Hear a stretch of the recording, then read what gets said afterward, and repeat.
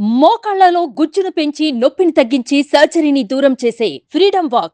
Welcome to Suman TV. నేను మీ Naveen. YCP పతనానికి తొలి అడుగు పడిన ప్రదేశంలో అయితే ఇప్పుడు మనం ఉన్నాము. సో దీనికి సంబంధించిన పూర్తి వివరాలు ఏంటి అన్నది మా సీనియర్ జర్నలిస్ట్ విజయ్ గారు అందిస్తారు.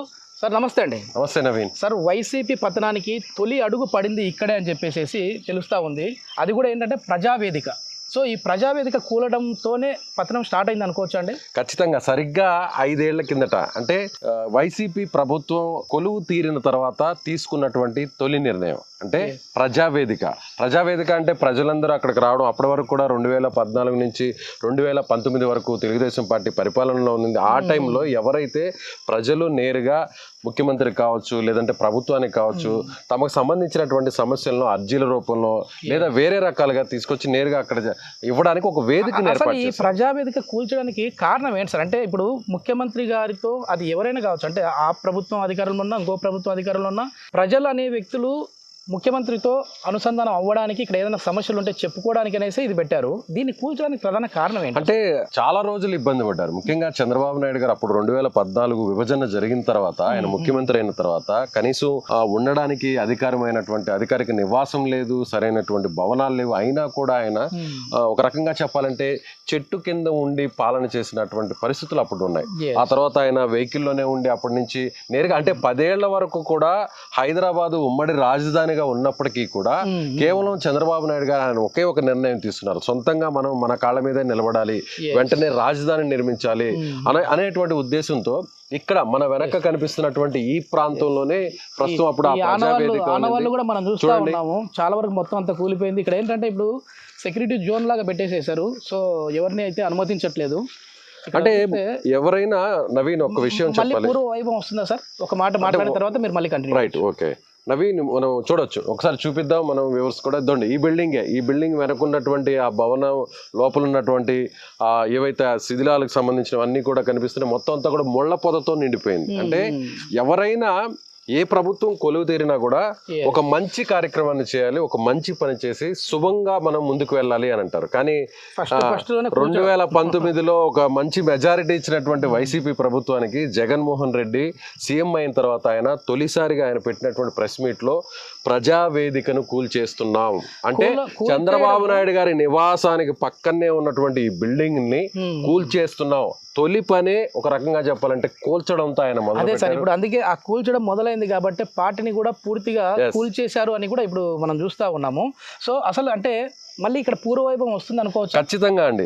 అంటే మొదటి నుంచి కూడా చంద్రబాబు గారు ఆయన ఒక విజనరీ లీడర్ అని అందరూ కూడా చెప్తుంటారు.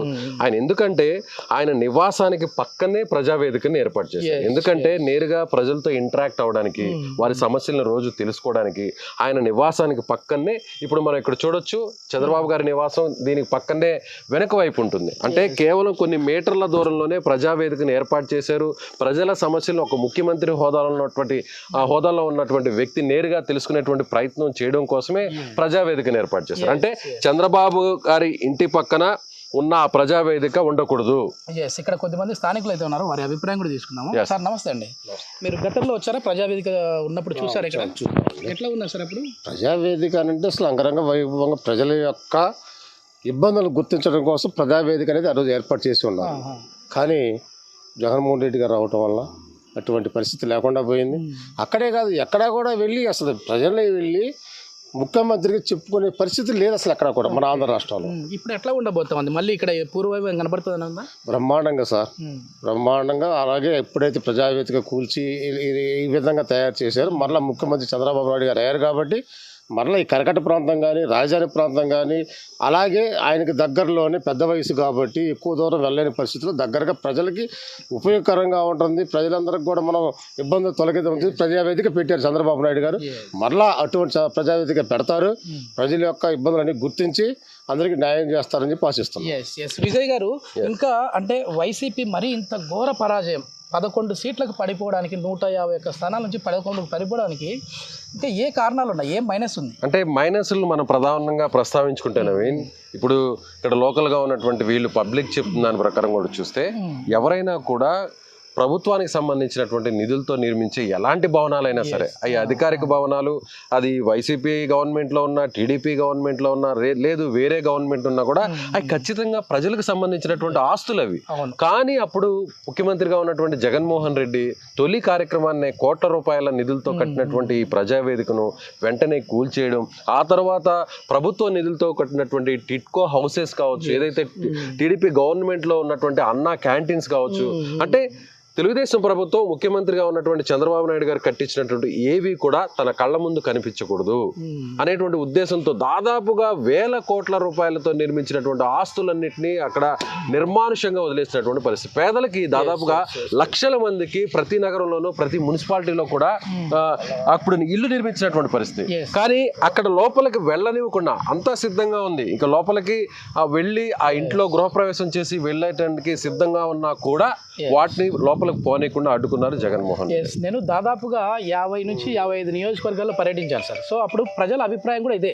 ఏం చెప్పారంటే, సార్ మీరు మాకు పథకాలు అంటున్నారు, మాకు పథకాలు ఇస్తున్నారు, బాగానే ఉంది అది. సో పథకాలు మాకు కావాలి, దాంతోపాటుగా మాకు అభివృద్ధి కూడా కావాలి కదా సార్, మా పిల్లలకు ఉద్యోగాలు కావాలి అన్నారు. సో ఏంటమ్మా మీరు పథకాలు ఇస్తూ ఉన్నారు, ఓట్లు మాకే పడతాయని అంటే వాళ్ళు కెమెరా ముందు చెప్తా ఉన్నారా, ఓకే సార్ ఈసారి మా ఓటు వైసీపీకి అన్నారు. కానీ ఒక్కసారిగా ఎట్లా ప్లేటు తిరిగి పడిందో చూడండి సార్. అంటే జనరల్గా కూడా మన ఆంధ్ర ప్రజలు ఎలాంటి వారంటే నవీన్, నేను దాదాపుగా 100 నియోజకవర్గాల వరకు తిరిగాను ఎలక్షన్ ముందు, అందరు పల్స్ కూడా తెలుసుకోగలిగాను.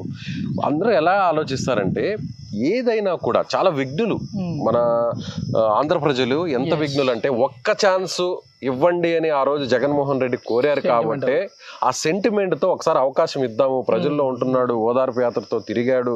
అప్పుడు కాంగ్రెస్ పార్టీ అధిష్టానం కొంత మోసం చేసింది, తండ్రిని కోల్పోయాడు, కుటుంబం రోడ్డు మీదకి వచ్చింది, ఆ భార్య చెల్లి అందరూ కూడా ప్రజల్లో తిరుగుతున్నారు అనేటువంటి ఒక సెంటిమెంట్తో అంతటి మెజారిటీని ఇచ్చారు. అదే స్థాయిలో ఇక్కడ సెంటిమెంట్ కాదు, విధ్వంసం. వైసీపీ ప్రభుత్వం చేసింది విధ్వంసం. ఎక్కడా కూడా ప్రజా నిర్ణయానికి వ్యతిరేకంగానే అన్ని నిర్ణయాలు ప్రభుత్వాలు తీసుకుంటున్నాయి అనేటువంటి ఉద్దేశంతో ఈ ప్రభుత్వాన్ని అసలు ఉంచకూడదు అనేటువంటి ఉద్దేశంతో. నా డౌట్ ఏంటంటే అంత పెద్ద వయసున్న వ్యక్తిని జైలు పాలు చేయడం కావచ్చు, ఇదంతా కూడా ఒక మైనస్ అయిపోయింది. తర్వాత భువనేశ్వరి గారిని అసెంబ్లీ సాక్షిగా ఇట్లా మాట్లాడడము, అంటే మేము మాట్లాడలేదు అని చెప్పేసి వంశీ గారు చెప్తూ ఉన్నప్పటికీ అది అంటే ఒక మహిళను కించపరిచే మాటలు కావచ్చు. వంశీ గారు ఎవరైతే వల్లభనేని వంశీ గారు కావచ్చు, లేదంటే అంబటి రాంబాబు గారు కావచ్చు, అంటే అంత సీనియర్ నాయకుడిని, దాదాపుగా ఆయన 3 పర్యాయాలు ఆయన ముఖ్యమంత్రిగా పనిచేసినటువంటి వ్యక్తి, ప్రతిపక్ష నాయకుడిగా పనిచేసినటువంటి వ్యక్తి, అంటే ఒక రకంగా చెప్పాలంటే సౌత్ ఇండియాలోనే సీనియర్ మోస్ట్ లీడర్గా మనం చంద్రబాబు గారిని చెప్పవచ్చు. అలాంటి నాయకుడిని వయసులో కూడా గౌరవం ఇవ్వకుండా, అనుభవజ్ఞుడైనటువంటి నాయకుడిని కూడా పరిశీలించకుండా అలాంటి వ్యాఖ్యలు చేయడాన్ని మొత్తం పబ్లిక్ అంతా పరిశీలించారు. ఇక్కడ ఉన్నటువంటి స్థానికులతో మాట్లాడు, మీరు చెప్పండి, అంటే ఈ ప్రజావేదికతోనే ఒక రకంగా చెప్పాలంటే వైసీపీకి నాంది, అంటే పతనానికి నాంది ఇక్కడి నుంచి స్టార్ట్ అయింది అనుకోవచ్చా? 100% అండి. ఎవరైనా ముఖ్యమంత్రిగా వచ్చినప్పుడు మంచి పనితోటి ఎవరైనా కానీ స్టార్ట్ చేస్తారు. మంచి హృదయం గల వ్యక్తి మంచి పనితోటి స్టార్ట్ చేస్తారు. కానీ ఈ మూర్ఖపు ముఖ్యమంత్రిని ఇప్పుడు అంటున్నాం మనం, స్టార్టింగ్లో మనకు తెలియదు. మీరు అన్నట్లుగా ప్రజల్లోకి వచ్చారు, తండ్రిని కోల్పోయాడు అని అభిమానంతో ఒకసారి అని పడుకున్నాడు కాబట్టి ఓట్లేశారు. ప్రజావేదిక ఎప్పుడైతే కూల్చేశాడో అప్పుడే అతని పేరు మీద మూర్ఖపు ముఖ్యమంత్రి అని మాత్రం అనుకోవడం జరిగింది. చెడు పనితో మొదలు పెట్టాడు, ప్రతిదీ చెడుగా చేసుకుంటూ పోతున్నాడు. ఎక్కడ ఉన్నాయండి అభివృద్ధి, ఎక్కడ ఉంది? అప్పు చేసి డబ్బులు వేసాడు, 13 లక్షల కోట్ల నుంచి అప్పు చేసి ఒక కుటుంబ పెద్దను నేను నా పిల్లలు పోషించుకోవాలి, నేను కష్టపడాలి, పని చేయాలి, పావలా దాచిపెట్టుకోవాలి, పిల్లలకి ఇవ్వాలి. అది నేను అప్పు చేసి ఇచ్చేస్తే నా పిల్లలకు భవిష్యత్తు ఉంది. ఇప్పుడు స్టేట్ కూడా అంతే కదా. ఒక రాష్ట్ర ముఖ్యమంత్రి అని అంటే తండ్రితో సమానం, రాష్ట్ర ముఖ్యమంత్రి తండ్రితో సమానం. అటువంటి వ్యక్తి ఏం చేయాలి? కష్టపడి పని చేయాలి, పావలా పెంచాలి, అభివృద్ధి చేసి డబ్బులు ఇవ్వాలి. అది లేకుండా మీరు చెప్పండి, ప్రజావేదికని తిరిగి కట్టాలని మీరు కోరుకుంటున్నారా? 100% సార్. ప్రజావేదిక అంటే అర్థం ఏంటండి? ప్రజలకు సంబంధించిన సమస్యలు తెలుపుకునే వేదిక తప్పనిసరిగా ఉండాల్సిందే. తప్పనిసరిగా చేస్తారు ముఖ్యమంత్రి గారు చంద్రబాబు గారు. మాకైతే మాత్రం నమ్మకం ఉంది, చేయాలని కూడా ఆశిస్తున్నాం. రైట్. సో నవీన్ చూశారుగా, ప్రజలందరూ కూడా ఈ కూల్చేసినటువంటి ప్రజావేదిక భవనాన్ని తిరిగి నిర్మించాలి. మరి చంద్రబాబు గారు ఇదే ప్రాంతంలో ఆయన ఉంటున్నారు కాబట్టి, ఏదైతే ఉండవల్లిలో ఉన్నటువంటి కరకట్టకు సమీపంలోనే ప్రజావేదిక ఆయన ఇంటి పక్కనే గతంలో నిర్మించారు, దాన్ని ఆ తర్వాత జగన్మోహన్ రెడ్డి కూల్చేశారు. మళ్ళీ ఇప్పుడు చంద్రబాబు గారు పంపర్ మెజారిటీతో సీఎం కాబోతున్నారు కాబట్టి మళ్ళీ ప్రజావేదిక కావాలి అనేది డిమాండ్ సౌండ్ అయితే మాత్రం మనకి వినిపిస్తుందని ఎస్ చూద్దాం. రాష్ట్ర వ్యాప్తంగా కూడా అభివృద్ధి అనేది అంటే సంక్షేమము అభివృద్ధి రెండు కళ్ళ లాంటివి, ఇవి రెండు కూడా సమపాలలో వెళ్ళాలి అని చెప్పేసి చెప్తా ఉన్న వ్యక్తి కాబట్టి ముఖ్యమంత్రి గారు ఇప్పుడు అంటే మనం ప్రమాణ స్వీకారం అయితే ఇంకా చేయలేదు కానీ ముఖ్యమంత్రి గారే ఇంకా సో ఆ రెండు కూడా అంటే సంక్షేమం అభివృద్ధి రెండు కళ్ళలాగా పయనించాలని చెప్పేసి కోరుకుందాం. Thank you. సుమన్ టీవీలో మీ పర్సనల్ అండ్ బిజినెస్ ప్రమోషన్స్ కోసం కింది నెంబర్కి కాంటాక్ట్ చేయండి.